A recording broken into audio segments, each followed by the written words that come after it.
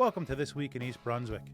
Today we welcome Lego master builder Amado Pinlack to the East Brunswick Public Library, where he displayed some of his work that was featured at the Lego House in Denmark, and he talks about his craft. We have members of the Arcadian trio joining us in studio to talk about Music Transcends, a concert that will be held at the East Brunswick Community Arts Center, benefiting the Lost Souls Memorial Project. And we welcome oncologist Dr. Michael Nissenblatt to the studio to talk about an upcoming program he will lead at the East Brunswick Public Library. All this and more, so stay with us. This Week in East Brunswick starts now.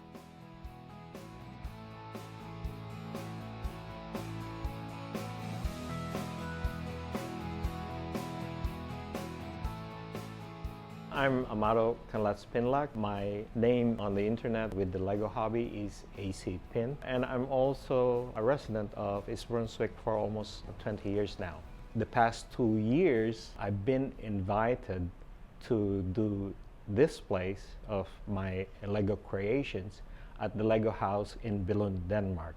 What has happened is during the first year in September 2017, that's when the first time we went to Billund, Denmark, we found out I was one of only 34 Lego hobbyists from around the world that got invited and have their own works displayed at the Lego House. That was quite an experience for a hobbyist. And one thing as well is we were there at the grand opening of the Lego House. So that in itself, was a great honor. And what you see here on display are actually the creations that were there, during the first year. The intent of the Lego House was to display the creativity of Lego hobbyists from around the world and have them rotated every year so that there's fresh new works and fresh new talents that are going to be displayed. I'm one of the fortunate ones to actually make a comeback and be invited the second time around.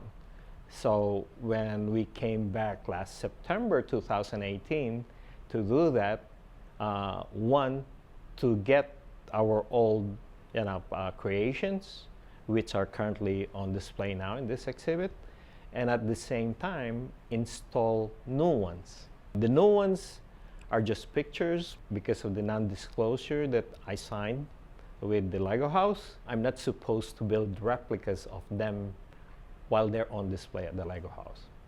During the first year, there were 7 Lego creations that we brought to the Lego House. At first, I thought everybody else was bringing a lot of creations. And then when we found out, when we were actually doing the installation, everybody else had 1 or 2 shelves. I had 7. So that was, a surprise to everybody, and most of it, a surprise to me as well. So the very first one is what I call the birds on a tree. It's framed, so you'll see the birds kind of coming out in 3D mode, so to speak. There are different types of birds that are in there. One thing of note is the heads of the birds actually come from the Chima sets. Now, when those were built and sold as sets, they were actually with minifigure bodies. So think about, the bird head, but with a minifigure body. My inspiration for that, once I saw them, I said, no, these are birds. So they have to have, bodies like birds. So what I did was actually kind of reverse engineered. I used the heads, and made them into real birds. And then once people saw it in the shows, they go like, huh, that makes sense. You have the head of a bird, so of course, it should have the body of a bird. Everything else after that were all about flowers. Now, one of the most understated in this set of flowers creations is the very first one, which is the purple wildflower. The main reason being is that is how everything got started with these all floral creations. One day, I was pulling these purple weeds, in our backyard. So there were so many of them, and you had to pull them out, from the roots. So that was in my mind because it took me at least a couple of hours, doing the yard work. In the evening, while I was, relaxing and, being a Lego hobbyist, I just pulled some of the pieces and I started building. After I did those purple wildflowers, I started looking at our neighborhood and saw the other flowers that were growing at that time. So the yellow coreopsis is the second one that I did. And then afterwards, the one that followed are the black-eyed Susies. One of the things that a lot of people, when you're into the hobby and when you're building, you try to repurpose the pieces. And the one thing that the black-eyed Susies, the center part of it, that people always, kind of focus on, is the fact that it's actually the afro hair of a minifig. And everybody goes like, what? But that's the beauty of the hobby. You can use all of these pieces, and then if you do a creation, you can make, other things for it. So the other flowers, the daisies, are the other ones, and they came out actually nicely. And afterwards, it's just a matter of mixing, the different colors because, flowers, come in all sorts of shapes, sizes, and colors. So that's how, it got about. After I finished building this, I submitted them to the Lego house for their approval. I thought they were only gonna pick like one, but then afterwards they said, we want all of them. That's how I wound up with 7 creations. My mantra, when people ask me about, what do they do and how, the very first thing that comes to mind is keep on building and build what inspires you.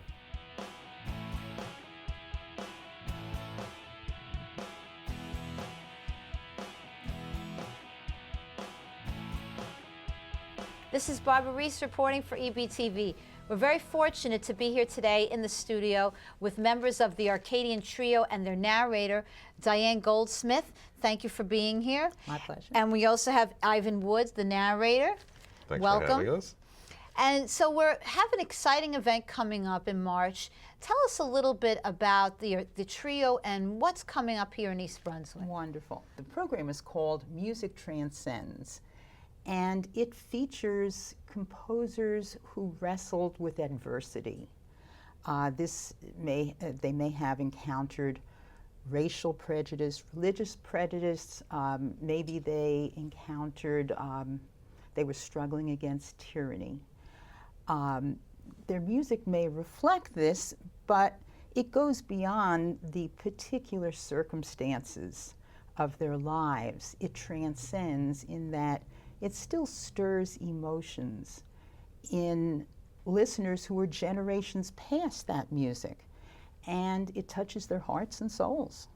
Now, when you were explaining to me earlier is that there's a little special tie here, historical perspective as well, and you as a narrator tie in the music to specific time periods. My job as narrator is to provide information about the composers and also put them into some sort of historical perspective. We also present visual images that will help tie things together and help draw the audience in a bit.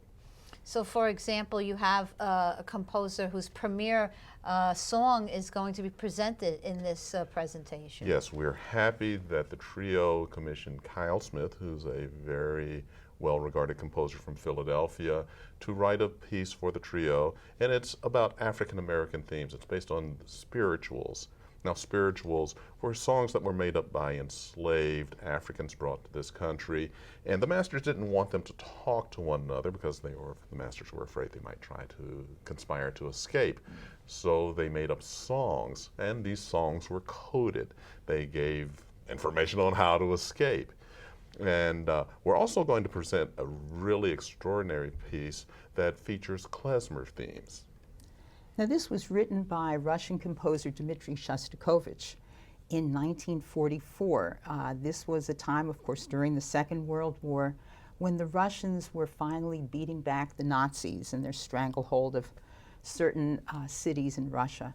And as they beat them back through Poland, they encountered the death camps. And Shostakovich was not Jewish, but he was blown away with this information. He was devastated. And he took those emotions and he wrote this piece. And it is a parody of the kind of klezmer themes that you would hear, the joyous themes you might hear at a Jewish wedding. And I guarantee that anybody who hears this piece will be touched by it. Now, this also ties into a project here locally. Some of the proceeds are going to benefit the Lost Souls Project. Could you tell us a little bit more about that tie-in? Sure. The Arts Commission very wisely saw a kinship between our concert and the Lost Souls Public Memorial Project, which is aiming to erect a public memorial in East Brunswick to the almost 200 people who were sold into slavery here in the 19th century by a corrupt East Brunswick judge. And they are hoping to list the names of all these people. And this is a major project.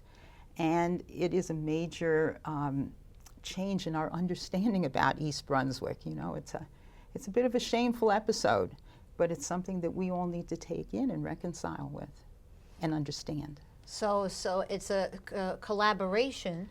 Yes. Between the trio and the commission and the project. So not only can you hear some wonderful music, but you're actually supporting a good cause. Absolutely.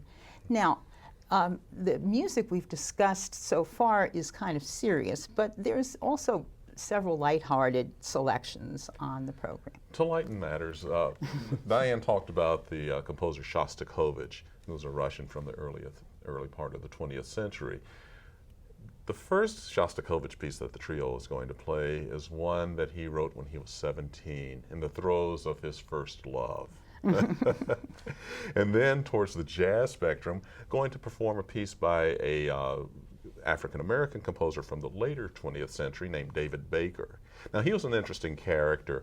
He wanted to, growing up in the 40s and 50s, he wanted to be a classical trombonist, but during that period, that door was really closed to him because of racial prejudice. So he became a college professor instead. He taught at a college in Missouri and was forced from that position because he married a white opera singer. Fortunately for music, he wound up at Indiana University, a well-regarded music school, and started their jazz studies program, and went from there to become a composer and later a jazz cellist. And the piece he wrote, Boogie Woogie, is really much lighthearted and a lot of fun. He also wrote a piece for cell phone and orchestra. We're not doing that this time, but maybe next time. Well, so there's a wide range of music, a little something for everybody. Absolutely. We span these styles between classical to jazz and, of course, the spirituals in it too. So for those who are interested in attending, where is it going to be held and when is that going to happen? Okay. Sunday, March 10th at 2 o'clock. The composer of the new work, Kyle Smith, will be in attendance, and he will also be there for the reception. The tickets are online at eastbrunswick.org/Music Transcends, where you can get all the information about the rest of the program and about the musicians. And it will be held at the Community Arts Center on Cranberry Road. So it's an affordable afternoon and a lot of interesting pieces talking about composers who've overcome great adversity and beautiful music. Absolutely and beautiful for a music. good cause. Well, thank you so much for joining us here Thank today. you. It was a pleasure having you Thank here you. in the studio, and we wish you all the best. Thank you Thank very you. much.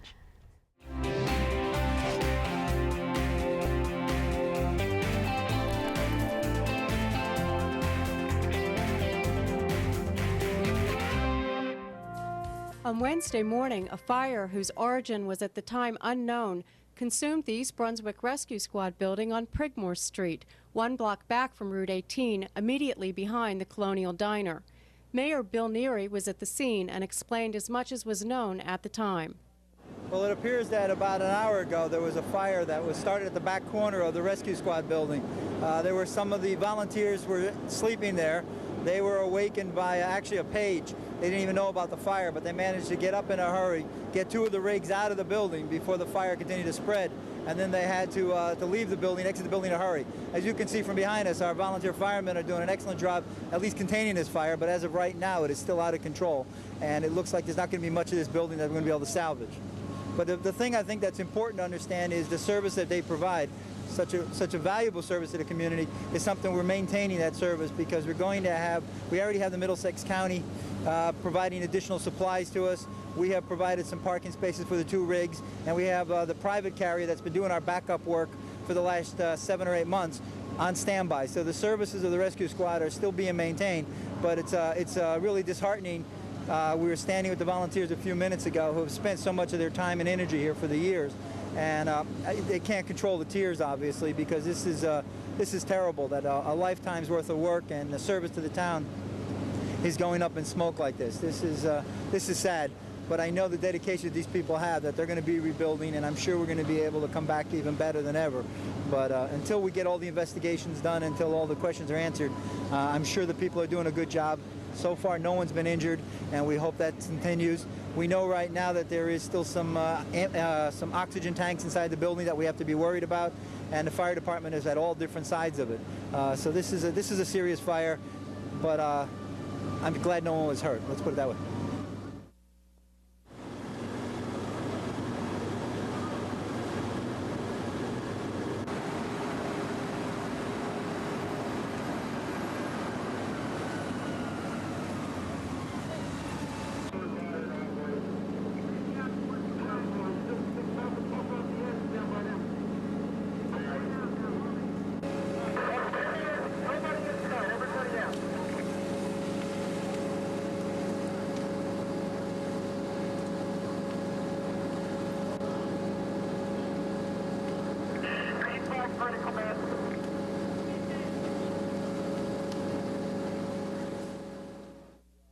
We arrived, we had heavy fire in the rig area, and it started up in the attic area and just went from there.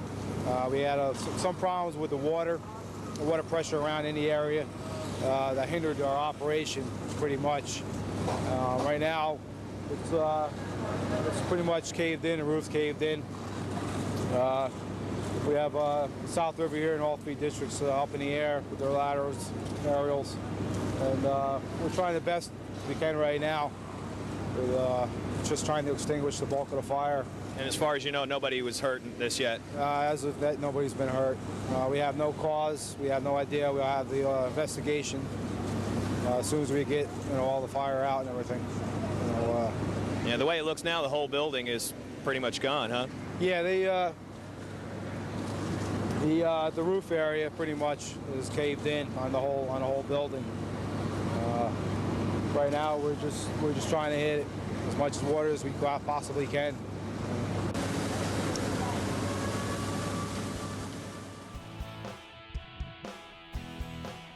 Hello, I'm Karen Parry, Manager of Information Services here at the library and manager of the library's Just for the Health of It initiative. I'm joined here today by Dr. Michael Nissenblatt, medical oncologist. Welcome, doctor. Thank you. And he's here to talk about a very exciting and unique program that will be happening here at the library on Wednesday, April 10th from 7 to 8:30, called From Here to Eternity, How to Die of Old Age. What a unique title. Welcome, doctor, and would you tell us a little bit about this very exciting program and how it will help our residents? Aging is something that is on everybody's mind. Whether we are aware of it or not, we are thinking how long we are going to live. I like to promise my patients that they're all going to reach 100, and I wish that were true. But it's always on everybody's mind whether they have a cancer or don't have a cancer. So what is aging? Aging is a process, a natural process. Not an illness, not a disease, but it's a natural process in which a person who is fit and healthy transforms into a person who is unfit and unhealthy. And along the way of life, we accumulate those conditions that cause that. Things that you know and I know and our viewers know. Things like diabetes, heart disease, congestive heart failure, cancer that's so close to my heart. Things such as neurodegenerative diseases like Alzheimer's disease. These are the things that people accumulate along the way. And they occur with aging. So what can we do about it is going to be the ultimate theme of this project that we're going to present. Aging is a major issue in the United States. If you think about what was the life expectancy in the late 1700s in this country, it was 35. We presume that some people died of gun wounds then, maybe a lot. But in 1900, the average age of expectancy was only 51 years. And in 1950, it finally hit 68, a little above what we now know to be Medicare, which took place 16 years later.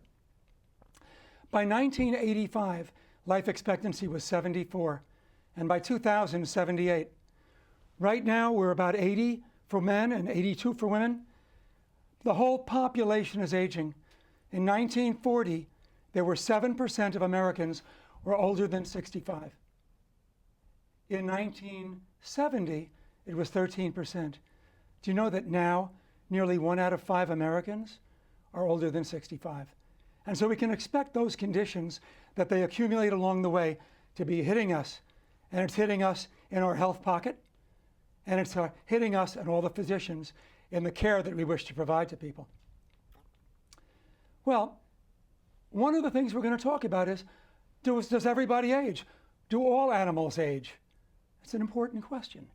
We normally think if you have a pet, that a pet ages, dog years, 7 human years to 1 dog year. We all see our pets age, become less vigorous, become less active.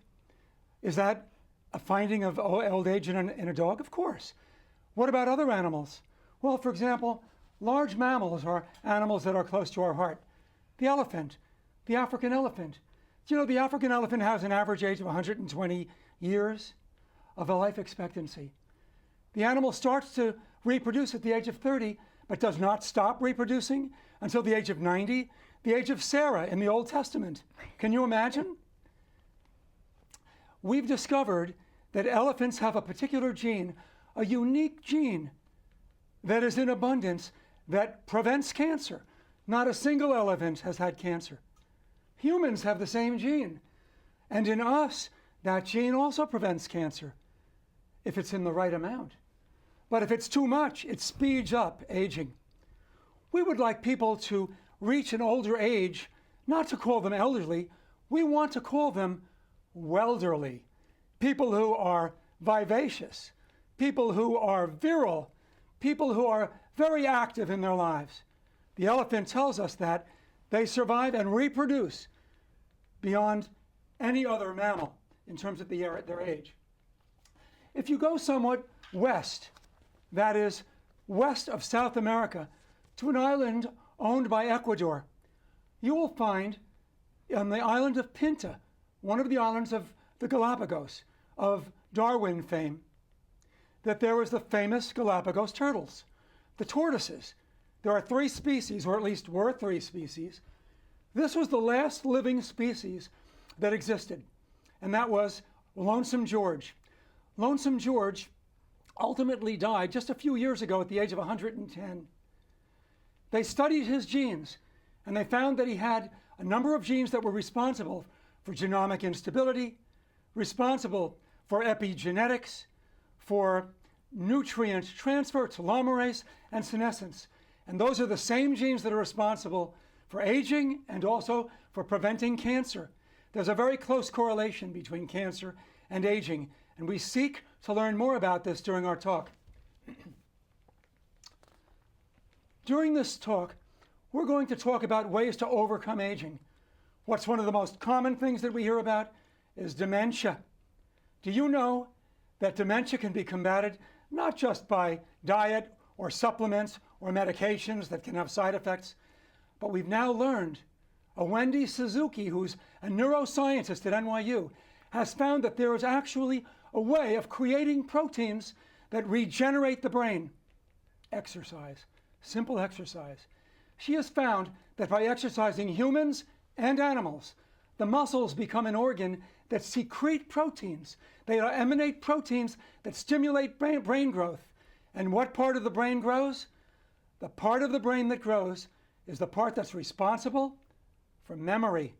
A protein called double cortin and brain-derived neural factors grow rapidly with simple exercise. I realize that many people can't exercise because of their heart, because of other problems that they might have had with their orthopedics. But everybody can do more than they're doing. I just saw a person yesterday who had major surgery on her hip, could not do lower limb activities, but they're doing exercises with their trunk, with their upper limbs. When they all can do more than we think we can do. Yes, we can diet.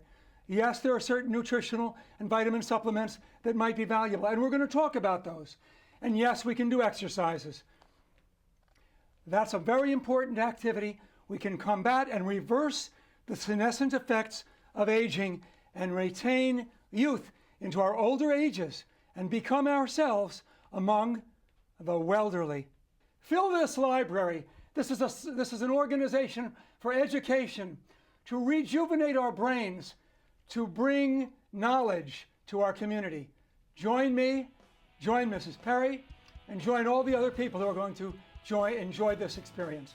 Thank you so much, Doctor. And I encourage all of our residents to come out. That's Wednesday, April 10th from 7 to 8:30 for this wonderful program being sponsored by the Cancer Support Community Central New Jersey and Regional Cancer Care Associates Central Jersey Division. Thank you, Doctor, and we look forward to April 10th.